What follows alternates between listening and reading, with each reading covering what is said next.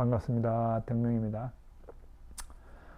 지난 시간에 이어서 14장 이상정밀분 또 진도 나가도록 하겠습니다. 이 14장은 내용이 좀 많아요. 많아서 부지런히 나가야 될 것 같아요.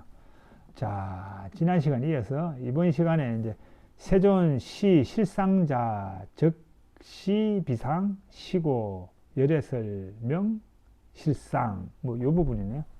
이 부분부터 이제 쭉 나가도록 할게요. 이게 이제 우룡 스님은 이 실상하고 상이 아니오며 그러한 까닭으로 여래께서는 실상이라고 하셨나이다. 이거 이제 그 무비 스님은 세전에 이 실상이라는 것은 곧 실상이 아닙니다. 그러므로 여래께서 말씀하시기를 이름이 실상이다라고 하셨습니다. 근데 이 실상이 뭔가? 이제 실상이 뭔가? 이거는 이제 원래 원문은 뿌따사냐라 그랬죠. 뿌따사냐. 그거는 이제 강목 스님은 참되다는 산냐 이렇게 번역했고, 현진 스님은 된 생각, 참된 생각, 된 생각이라고 이제 번역했어요. 저는 이걸 참된 신심 이렇게 이제 번역했죠. 그리고 이제 조계종에서는 이걸 실상을 이제 궁극적 지혜 이렇게 이제 번역을 했죠. 근데 이제 사실 이제 궁극적 지혜는 원래 원문하고는 완전히 다른 내용이에요. 그거는 이제 아셔야 될 거예요. 원문은 이제 그건 아니에요. 원문은 이제 그런 내용 아니다. 참되다는 샀냐, 아니면 참된 샀냐, 이렇게 볼 수 있는 거예요. 원문은 그렇게 하시고 결국 이제 그 실상이라고 하는 거, 참된 신심이라고 하는 거, 이것도 그걸 일으키면 최상의 희화음을 갖춘 보살이 될 건데, 그 참된 신심이라고 하는 이것도 그냥 마음속 흔적이다. 아니면 여기서 말하면 조계종 용어로 보면 궁극적 지혜라는 것도 그게 궁극적 지혜가 아니라는 거예요. 왜냐? 궁극적 지혜라고 말하는 그것도 개념이잖아요. 여기 가상 공간에서 만들어진 개념이란 말이에요. 흔적이지, 존재의 흔적. 그리고 그것이 어떤 실체로 존재한다? 아니잖아요. 고정된 것도 아니에요. 그렇기 때문에 이제 아니다 그거죠. 그래서 그거는 마음속 흔적이면 실체 없고 무상하다, 이렇게 봐야 된다는 거죠. 그래서 이제 그 흔적에서 빠져나와서 다시 이제 뭐라 그럴까, 평상심 내지는 오염되지 않는, 그 흔적에 오염되지 않는 마음으로 다시 돌아와서, 그래서 이제 그러면 그거를 뭐라고 해야 되느냐, 보통 이제 우리가 지금 실상이라고 그랬으니, 아니면 참된 심신이라고 그랬으니, 아니면 궁극 지혜라고 개념을 했으니, 그 안 상태에서 그걸 사용하는 거지. 궁극 지혜라고 그냥 임시로 사용한다, 이렇다는 거죠.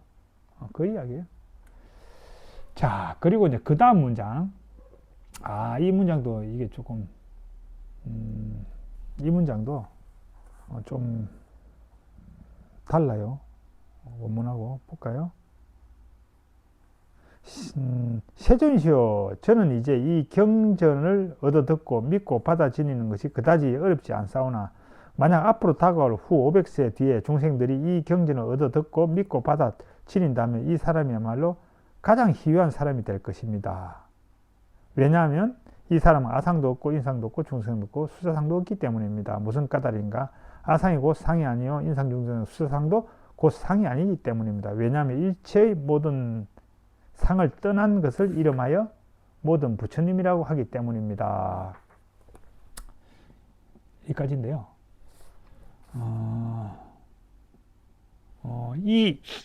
여기는 뭐 애매한 건 없어요. 애매한 건 없는데 원문하고 좀 다르네요. 원문하고 달라요. 자, 요것도 한번 조계자본도 한번 읽어볼게요. 세존이시여, 제가 지금 이와 같은 경전을 듣고서 믿고 이해하고 받아들이기는 어렵지 않습니다. 그러나 미래 500년 뒤에도 어떤 중생이 이 경을 듣고 믿고 이해하고 받아들인다면 이 사람은 가장 경이로울 것입니다. 이렇게 되어 있어요. 구마라접본이 그렇게 되어 있어요. 기유중생, 덕문시경, 신의 수지하면 시인, 적, 위, 제일, 희우 이렇게 되어 있거든요.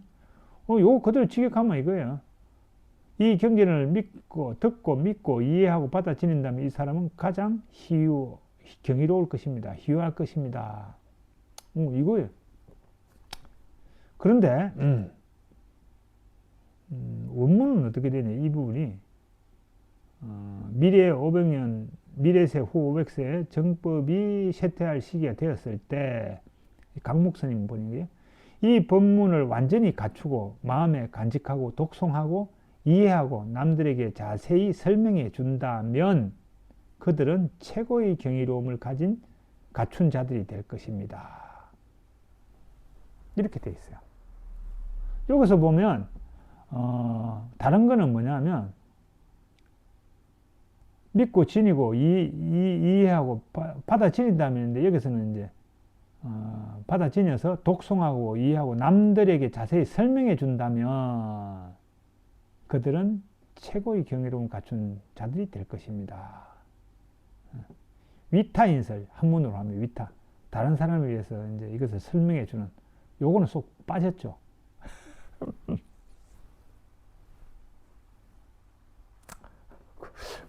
이게 뭐 어려워서 그럴까요? 구마라 스님이 의도적으로 뺀 거죠. 지난 시간에 이야기했지만 구마라 스님은 보살의 삶을 살고자 결심을 한 원래 금강경에서 대상으로 삼고 있는 보살의 수레로 함께 행복해지는 길을 가고자 하는 선남자, 선녀인이 이제 금강경의 대상자란 말이에요. 법문 대상자들. 그러려면 보살의 삶을 살겠다는 딱 결심을 한 사람들이잖아요. 그러니 당연히 그런 사람들에게는 뭐가 있어야 돼? 같이 행복해지려면 다른 사람에 의해서 법문을 전하는 이 실천행이 나와야 되잖아요. 그게 남들에게 자세히 설명해 주는 실천행이잖아요. 법보시행이잖아요. 그런데 이제 구마라접은 금강경의 대상자를 누구로 삼았냐면 안욕따라 삼약삼보리의 마음을 낸 사람이라고 잡았거든. 안욕따라 삼약삼보리의 그 내겠다 그 깨달음을 얻고자 하는 사람은 보살의 마음을 안 낸 사람도 돼. 그죠? 그냥 깨달음 나는 부처가 되겠다고 그냥 마음을 낸 사람이 누구나 되는 거예요. 그러니까 여기에 남을 위해서 설명해 준다는 굳이 나올 이유가 없는 거야. 이 경지를 믿고 이해하고 받아지니기만 하면 경이로움이 되는 사람이 되는 거예요. 그죠? 그러니까 이제 어떻게 보면 이제 금강경에서 경이로운 희유한 어떤 뭘 갖추기 위해서는 수지 독송, 그 경을 받아들여서 독송하고 암송하고 그리고 그 경을 잘 이해해서 다른 사람에게 그 법문을 전달하는 법보시까지 하는 이까지 됐을 때 된다면 그러면은 경이로움을 갖추게 된다. 희유함을 갖추게 된다. 이 이야기란 말이야. 근데 이제 구마라접본에서는 이제 경전을 얻어서 믿고 이해하고 받아지니기만 하면 그러면 돼. 훨씬 공부하는 사람 입장에서는 훨씬 부담이 적지.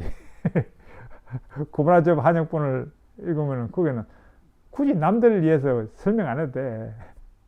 그걸 믿고 그냥 받아지니고 독경 열심히 하면 그럼 되는 거예요. 아무튼 이런 부분이 있다. 부담이 덜하죠. 금강경 독송을 할 때 독송만 해도 된다. 이렇게 이제 이렇게 설해져 있으니 구마라접본을 보면 그러니 이제 부담이 덜한데 산스크리트 원문으로 보면은 여기다가 남을 위해서 설명까지 해줘야 된다 하니 좀 부담스럽지.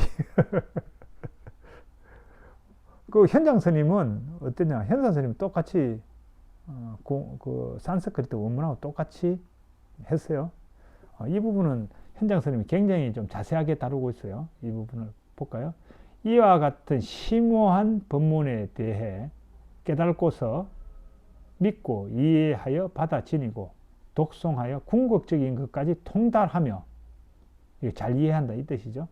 더불어 널리 남을 위해 설해 주어 열어 보이고 이치대로 뜻을 짓게 할 수 있다면 이 사람은 가장 이제 희귀한 사람이 될 것이다. 이렇게 돼 있죠. 아무튼 그런 차이가 있다는 거 그냥 아시고 또 넘어갑시다. 그러면 저는 어떻게 했냐? 저는 당연히 원문에 그걸 이어서 이제 독송을 했죠. 이 법문을 받아 지니고 읽고 외우면 깊이 이해하여 남을 위해 설명해 준다면 이 사람은 최상의 희유함을 갖추게 될 것입니다. 이렇게 이제 번역했어요.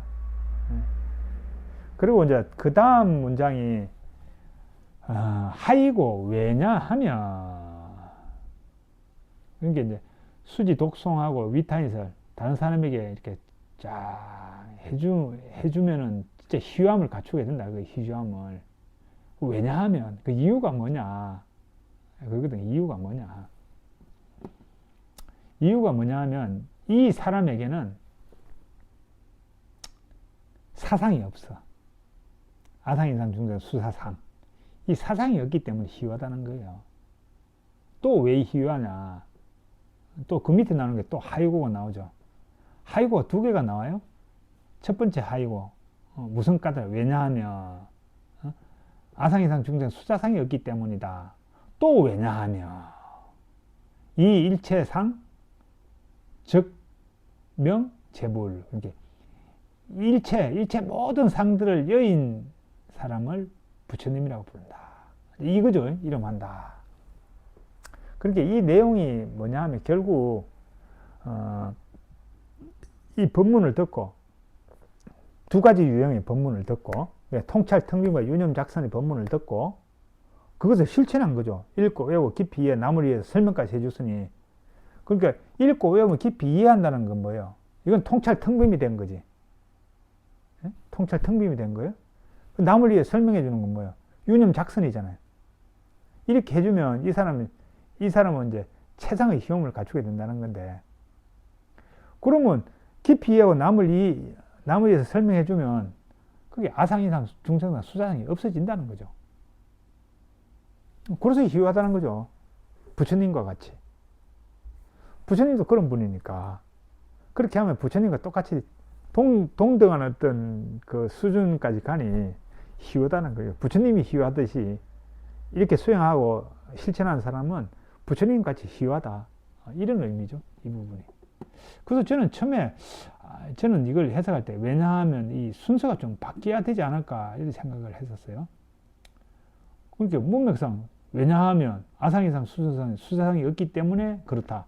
또 왜냐하면 이 일체상을 여인이 부처님이기 때문에 그렇다. 이게 이제 순서가 조금 바뀌어서 이 일체상을 다 여인 사람이 부처님이니까 이 사람도 아상이상 수준상 다 여였으니 그러니까 부처님과 같이 이 사람도 희유한 거 아니냐, 이런 내용이죠. 이런 내용이에요. 아무튼 그런 내용이라는 거 아시고 이 부분도 이렇게 독경할 때 참고해서 읽어 주시면 돼요. 그리고 이제 그 다음 거, 그 다음 거가 보자. 부처님께서 수보리에게 말씀하시다. 그렇고 또 그러하도다. 그게 이제 옳다 그 말이죠. 만약 어떤 사람이 이 경을 듣고 놀래지 않고 겁내지도 않고 두려워하지 않는다면 마땅히 알라. 이 사람은 매우 희유한 사람이니라. 이 부분이요. 저는 이 부분 읽을 때 좀 이해가 잘 안 됐어요. 처음에. 아니 이 건강경 법문을 읽는데 이게 왜 놀랄 일이지? 겁낼 일인가? 두려워할 게 또 뭐 있지? 그죠? 아니, 제가 읽으면서 참 이상했어. 아니 이 대목이 이게 뭔 의미지? 상당히 좀 그랬었어요. 그래서 이제 왜 그랬을까 또 한번 생각을 해봤죠. 근데 이제 이것이 수지 독성 위타인설까지 가면은 이 말이 이제 이해가 좀 되더라고요. 이해가. 왜냐하면 그 시대로 이제 돌아가서 보면 그러니까 이제 보살의 삶을 살고자 결심을 했잖아요. 그러면 모든 게 없다고, 실체 없다고, 그리고 통찰 텅빔이 된 상태에서 법을 전해야 되잖아. 그죠? 법을 전하는데 그 시대의 대세가 뭐예요? 부파불교 시대잖아요. 부파불교. 그가 뭐라 그러나? 그걸 뭐라 그러죠? 주류. 주류가 다 부파불교의 그 상자부 불교, 뭐, 하여튼 그 사람들이야. 그 시대에 금강경의 그 보살 사상을 외치는 이 사람들은 저쪽에 조그만 집단이야. 주류 집단은 큰 집단이고, 지금 요 금강경의 이제 사상을 기치를 내걸고 이제 실천하는 사람들은 아주 미세한, 아주 약한, 세력이 약한 그 세력이에요. 이제 한마디로 이제 포교를 해야 돼. 해서 이제 세력을 넓혀 나가야 돼. 그러면 세력을 넓혀 나가려고 그러면 전법을 해야 되잖아요. 전법을 하는 사람이 겁 안 나겠어요? 겁나지. 지금처럼 뭐 종교의 자유가, 그때도 종교의 자유가 있었지만 반대 세력에 대한 어떤 배타적인 어떤 행위가 이렇게 올 수 있거든. 그럼 겁나죠. 왜냐하면 이 금강경의 그 가르침의 내용은 기존에 있는 부파불교의 정면으로 반대되는 공격하는, 어떻게 부파불교 공격하는 그 교리체계인데, 그러니까 이제 그걸 세상에 나가서 전파를 한다? 그러면 이제 그 부파불교의 그 사람들이 가만히 있었을까요? 어떤 위해를 가할 수도 있고, 그죠? 뭐 여러 가지 어떤 행위를 할 수 있죠. 그러니까 두려울 수 있는 거죠. 그거 외에는 이 문구를 이해할 수 있는 게 없어. 그냥 수지 독송하면 자기 혼자 하는 거잖아요. 건강경 읽고 독송하고 뭐 요즘 같은 그 봉창 기도하고 뭐. 자, 여기 두려울 일이 뭐 있어요? 없잖아요. 겁낼 일도 하나도 없지. 뭐가 겁내? 이거 하면 뭐 수지 독송하고 그러면은 뭐 경이로 뭐 희화함이 생긴다 그러고 뭐 또 저 16장에 가면 업장이 녹는다 그러고 그러는데 두려울 일은 뭐 있어요? 그지? 없어요. 그것만 가지고는. 남들을 위해서 이제 설명하는 것까지 가면 이제 두려울 일이 생기는 거죠. 이제 그래서 이제 이 부분은 그렇게 봐야 된다. 놀랜다고 하는 거는 이제 뭐, 그 공덕이 엄청 크다 그러니 놀랄 수는 있지. 와, 내가 수지 독송하고, 위타인설을 하면은 이 공덕이 뭐 어마무시하게 많구나. 놀랄 수가 있죠. 공덕에 대해서. 근데 이제 겁내지도 않고 두려워하는 것까지는 이제 그런 거죠. 그래서 이제 여기서 보면 이 경을 듣고 놀라지 않고, 그래서 이제 그 공덕을 받아들이는 거죠. 겁내지 않고 전파하는 거, 남을 위해서 설법하고, 그 부파불교 내에서 그 주류 세력들을 두려워하지 않고 나는 그 사람들, 이 건강경의 법문을 다른 사람에게 전파하는 일에 내 생의 모든 걸 걸겠어. 이렇게 하고 결심을 하고 두려워하지 않고 그렇게 나아가는 사람이면 그 사람은 아무튼 그래서 겁내지 말고 그냥 준비를 해서 잘 건강경을 위해서 전파하면 된다는 거야. 그렇게 전파하면 그 사람은 아주 매우 희유한 그런 사람이 될 거다. 이제 그 내용이죠. 그 다음 이어지는 이제 그 그 문구가 그거든요. 무슨 까닭인가 하이유. 이게 왜냐하면 수보리어 열애가 말하는 제일바람에는 제일바람이 아니고 그 이름이 제일바라기 때문이다. 수보리어 인욕바라빌도 열애는 인욕바라빌이 아니라고 설하느니라. 그 이름이 인욕바라빌이니라. 이렇게 나와 있어요. 이것도 왜 이 대목에서 이게 나왔는지 한번 생각해 보셨어요? 저는 옛날부터 아니 왜 이 대목에서 이게 나왔을까? 대체 제일바라빌이 뭔 뜻이지? 그러면 참 약간 그 문맥상 좀 의문점이 많이 들었던 부분이 이 부분이에요. 제일바라빌이 뭘까? 그래서 어떤 사람은 제일바라빌을 반야바라빌이라고 말하는 사람도 있고, 또 어떤 사람은 제일바라빌을 육바라빌 중에 제일 처음에 나오는 보시바라빌이니 보시바라빌이라고 하는 사람도 있어요. 예. 어떻든 저떻든 이게 왜 이 부분에 나올까? 그죠? 이것도 하이고 나온단 말이에요. 하이고. 그러니까 앞에 부분하고 연관되어 있는 거예요. 그러니까 이게 이 법문을 듣고 이 경을 듣고 놀라지 않고 겁내지 않고 두려워하지 않는다면 반드시 알라. 그 사람 참 대단히 희유한 사람이라는 걸. 왜냐하면 요거가 연관되어 있단 말이에요. 왜냐하면 수보리어 열애가 말한 제일바라비는 제일바라비 아니고 그 이름이 제일바라비다.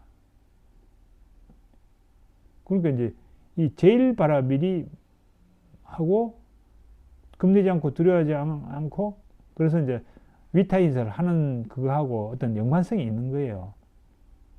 그러니까 왜냐하면이라는 게 나왔지.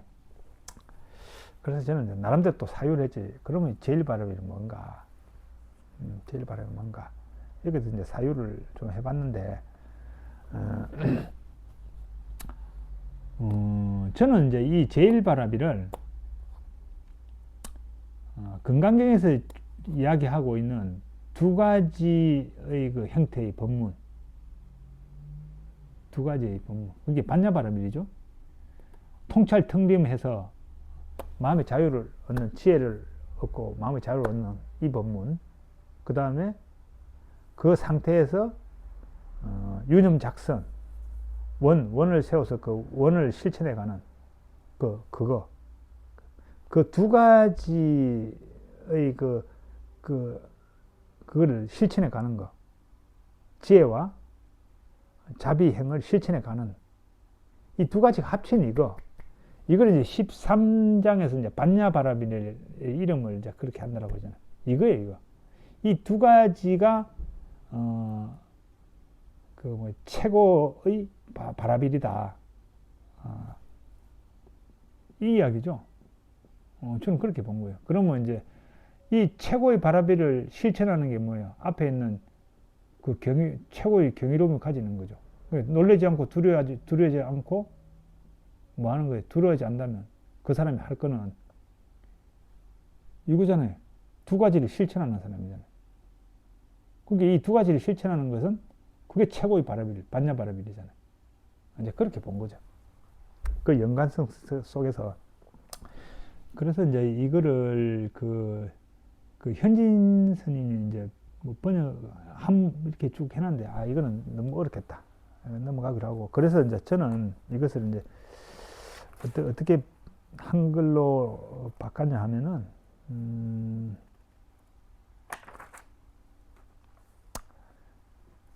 앞에 부분은 이 법문을 듣고 놀라지 않고 겁내지 않고 두려움에 빠지지 않으면 그는 최상의 희화음을 갖춘 사람이 될 것이다. 수보리어. 왜냐하면 열애가 설한 최상바라빌. 최상바라빌이라고 했죠. 뭐 제일 바라빌이나 뭐 최고 바라빌이나 뭐 똑같죠. 최상바라빌. 그러니까 이제 그 깨달음 바라빌, 그 피안으로 건너가게 하는 최고의 최상위 제일 높은 어떤 실천법. 통찰 텅빈 유념작성이죠. 이거죠. 그래서 이제 최상바라비란 마음속 흔적으로 최상바라비 실적고 무상하다. 무상하기 때문이다. 그래서 또 그것 또한 개념이잖아요. 명칭이고. 그래서 그 바라빌 흔적에서 빠져나와서 허공심에 돌아와 그 흔적을 임시로 최상바라비라 이름할 뿐이다. 이제 이렇게 이제 저는 번역을 했어요.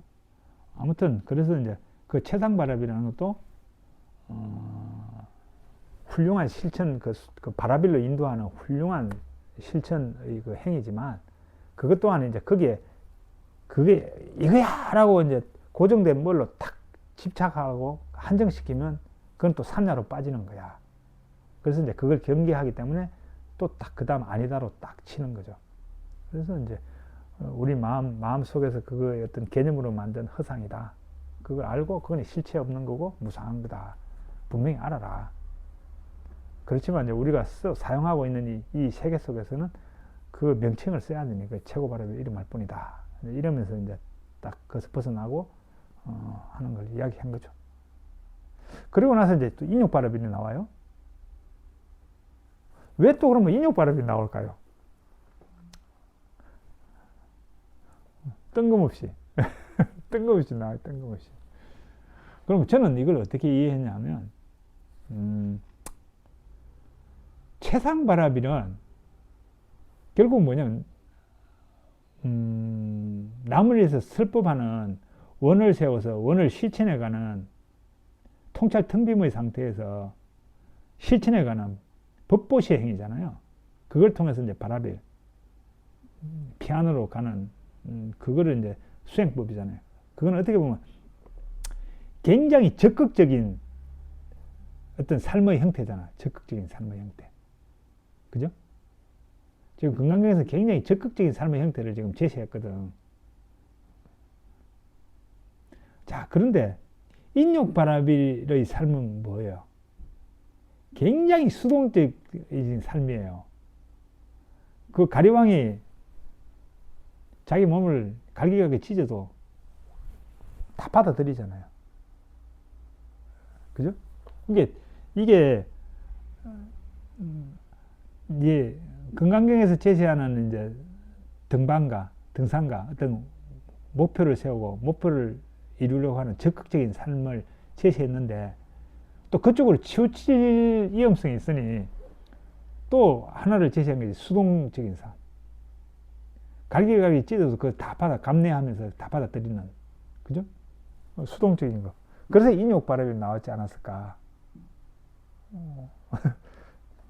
뭐 제 생각도 어느 정도 일리가 있죠.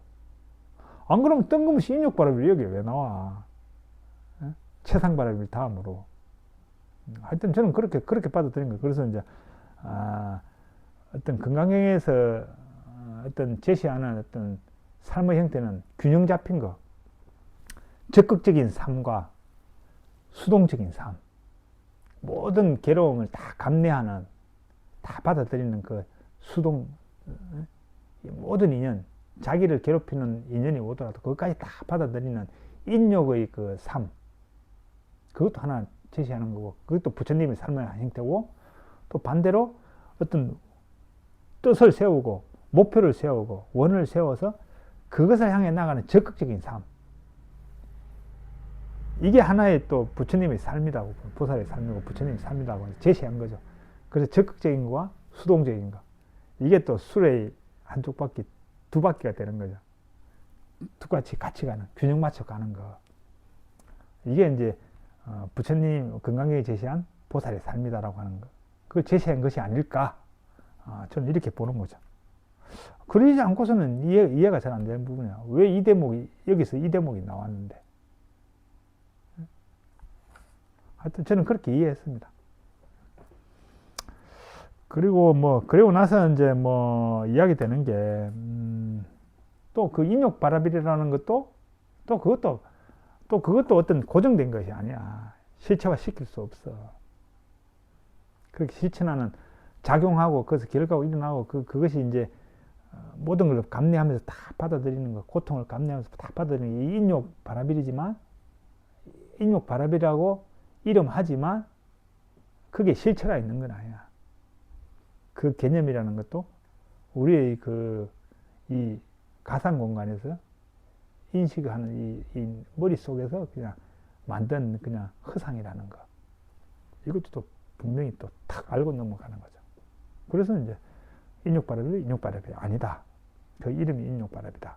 그래서 인육바람이라 부른다. 이렇게 이제 하면서 또 넘어가는 거죠. 또 여기까지 해서 또 30분 지났네. 아무튼 이제 또 다음 시간에 이어가도록 하겠습니다.